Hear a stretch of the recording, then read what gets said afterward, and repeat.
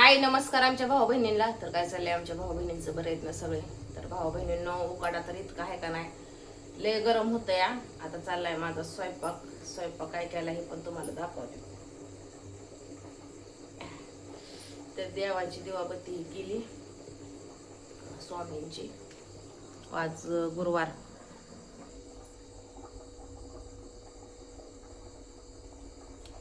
कसं दिसतंय भाऊ बहिणीनं, मी एवढा कलर मारला होता देहवाऱ्यापर्यंत. कलर मारायचा आहे आपल्याला पण दमादमानी.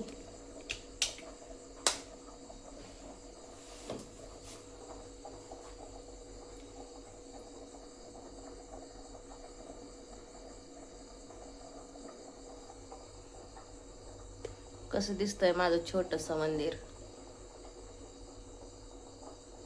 सांगा नक्की कमेंट मधून.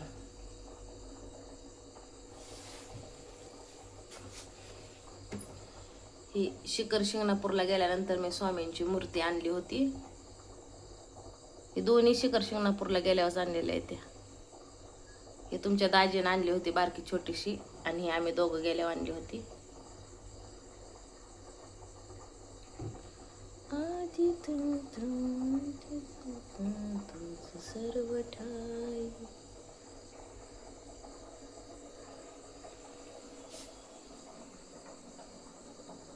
तर असं आहे माझं छोटंसं मंदिर.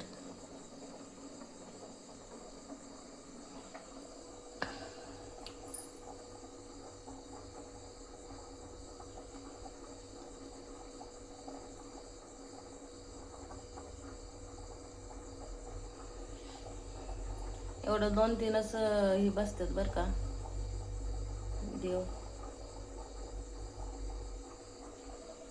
इकडे एक रॅक मांडले मी असं. कलर मारल्यावर मस्त टाकाटाक दिसलं बरं का घर, त्याचा काय विषय नाही.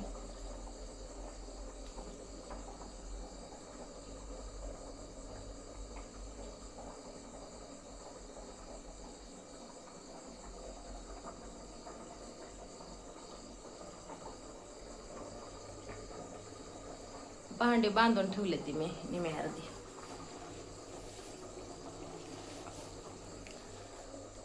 इकडे एक है रॅक.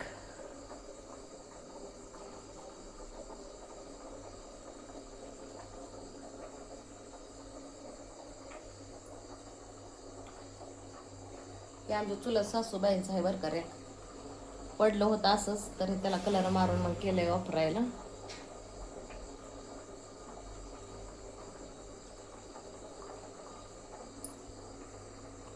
पडून राहण्यापेक्षा, हे का नाही, बरोबर आहे का नाही भाऊ बहिणीनं.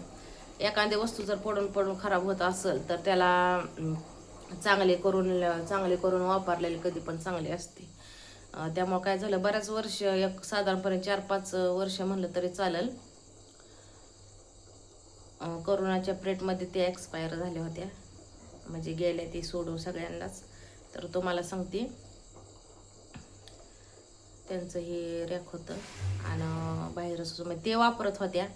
असताना कुणाचं आहे हे मला बी सांगता यायचं नाही, पण त्या वापरत होत्या, त्यांच्या घरात होतं. आणि आता तुम्हाला सांगते ती बाहेर होतं एक साधारणपणे 4-5 वर्ष झालं. मग केलं त्याला कलर मारून वापरायला.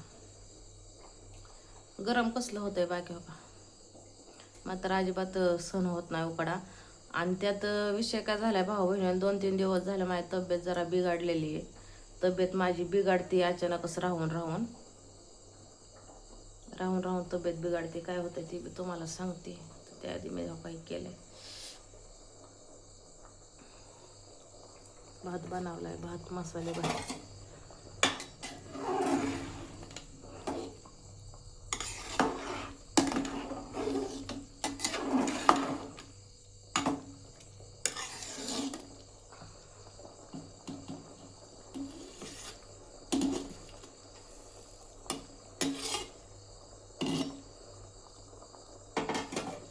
केलाय आपला येडा वाकडा मसाले भात. तुम्हाला सांगते, उपाशीची झोपण्यापेक्षा हे का नाही आपलं काहीतरी पोटाला वडकावून केलेलं आहे. कारण की माझी तब्येतच बरोबर नाही भावा बहिणींना.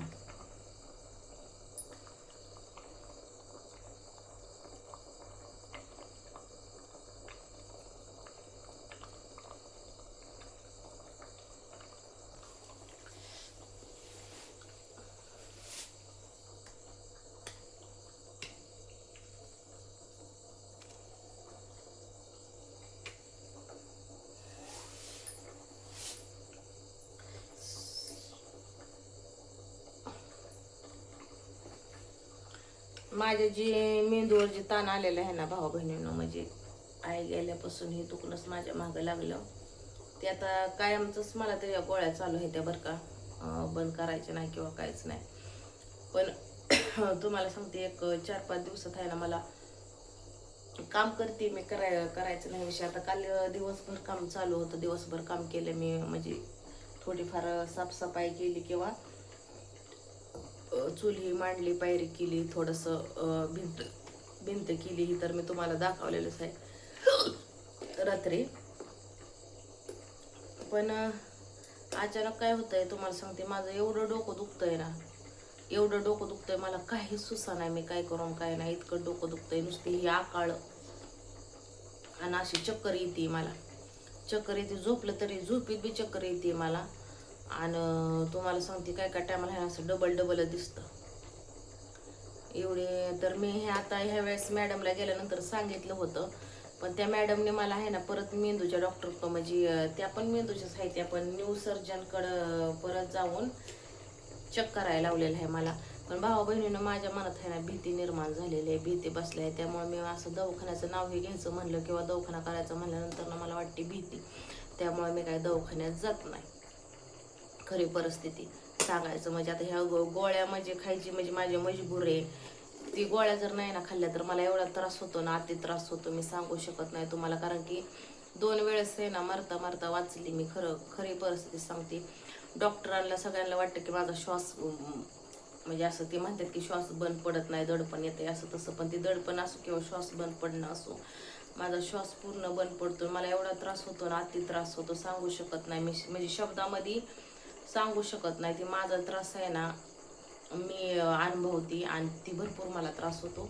तसंच आता ही गळा दुखायला लागलाय आणि हे ना नुसतं एवढं एवढं. ही हात आहे ना, ह्या हाताला झोपलं की अशा मुंग्या जे येतात का नाही, पूर्ण हात माझा बधीर होतो, पूर्ण हात नुसत्या तर नुसत्या मुंग्या येते त्या. काय करावं काय नाही, भातावर झाकायचंय पण आता काय करावं काय नाही तुम्हाला सांगते. डोकं काय चालना झाले माझं. आणि त्यात विषय असा आहे भाऊ बहिणीनं, गोळ्या बी मला चालू आहेत. गोळ्या मला अशा नाही की मी गोळ्या म्हणजे बंद येतं म्हणून, गोळ्या माझ्या चालूच आहेत. त्या गोळ्या चालू असताना मला हे त्रास होतोय. त्यात विषय तुम्हाला सांगते माझी बहिणीनं 1-2 व्हिडिओ टाकले ते बरं का माझ्यावरनं. मी काही खरंच सांगते म्हणजे मी काही एवढे व्हिडिओ बघितले नाही तर किंवा काहीच नाही. पण तिने रात्री परत अजून एक व्हिडिओ टाकलेला आहे. काय टाकलेला आहे की तरुण पण माहेरात फिरायला गेलं ना, आता म्हातारपणात परपंचाला लागली, असं तिचं म्हणणं आहे भावा बहिणींनो. तर मला सांगा, मी कुठली म्हातारी झाली आहे? नाही, तुमच्या ह्याला सांगा, तुम्हीच मला सांगा भाऊ बहिणी, मी म्हातारी झाली का? माझं काय दात पडलं का काटेवाली? हा, मी एवढं सांगू शकते की माणसाचा घडीचा भरोसा नाही. माणूस आज आहे तर उद्या नाही. माणसाच्या जीवनाचा भरोसा नाही. पण म्हातारं किंवा तरुणाचा विषय राहिला भावा बहिणीनं, मी काय म्हातारी झाली का? सांगा तुम्हीच मला. आता मी परपंचाला लागली, ही काय चुकीचं आहे का? चांगली गोष्ट आहे का वाईट गोष्ट आहे? पण तुम्ही मला सांगा भावा बहिणींनो, मी तुम्हालाच विचारते. आता बऱ्याच काही गोष्टी मी तिला बोलू शकते बरं का, बोलीन पण मी, आणि मी बोलणार ह्याच्यावरती. पण सध्या माझी तेवढी परिस्थिती नाही मी बोलायसारखी, त्यामुळे मी काही जास्त बोलू शकत नाही. मी जास्त बोलायला लागलं की माझं आहे ना दुखतंय डोकं. माझं एवढं अति डोकं दुखतंय ना, तर बेमाप डोकं दुखतंय. तर तिनं जर माझा व्हिडिओ बघितला तर व्हिडिओच्या माध्यमातून मी तिला एवढंच सांगायचा प्रयत्न करेन की तू तरुणपणात परपंच केला म्हणून मी आता परपंच म्हातारपणात करायला लागले. दोघीनं तरुणपणात परपंच केल्यावर हे काही शोभलं नसतं आपल्या दोघीला बी, त्यामुळे तू तरुणपणात केला, मी म्हातारपणात परपंच करायला लागली असं समज. आणि माझं मला आहे ना, जसं मी परपंच करते असं असं माझं मला करू द्या. कारण की मी तर आहे ना लागले माझ्या मरणाने पहिली गोष्ट मरायला. मला ह्या दुखण्याने नको नको केलेलं आहे, ह्या आजाराने नको नको केलेलं आहे. काय दुखणं काय आजार महाग लागलाय काय कळायला मार्ग नाही मला. इतकं अति लय होतं या, इतकं डोकं दुखतंय की बेमापच. तिकडे टाकलेला आहे आता भात पण झालाय आता माझा.